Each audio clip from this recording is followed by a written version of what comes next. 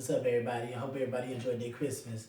And right now, I just want to wish everybody a happy new year. I hope your new year is prosperous. I hope it is blessed.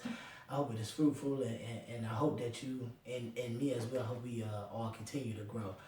We're going to get right down to it. Today, we're going to be in Joshua 5, verse 9. We're just going to read the first.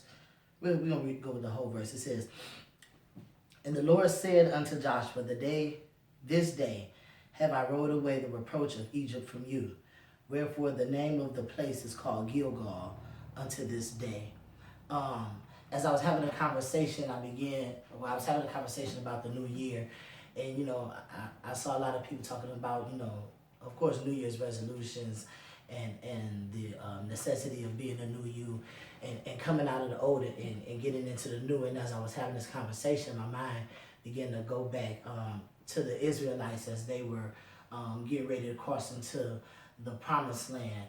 And here in chapter 5, what we see is God making a promise that he has rolled away the reproach. But before we get to that, what you'll actually see, and you should go and read it when you get a chance, in the beginning of chapter 5, is that as they're getting ready to go into the promised land, Joshua calls for a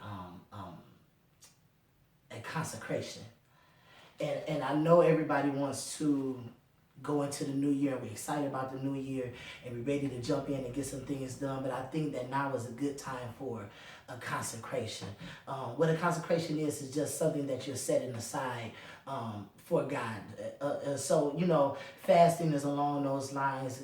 Praying can be along those lines. But any time or action or activity that you take, you set it aside to spend time with God, then it is a consecration. But what is interesting is that in Joshua 5, the consecration is in the form of a circumcision.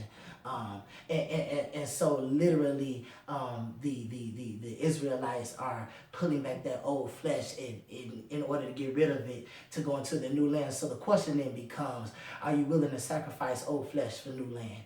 As we go into 2017, I just kind of want you to think about that for a second. Are you willing to sacrifice old flesh for new land? Here we have this land of opportunity, this time of opportunity in 2017. And the truth is this: we can't go into our new year with an old mindset.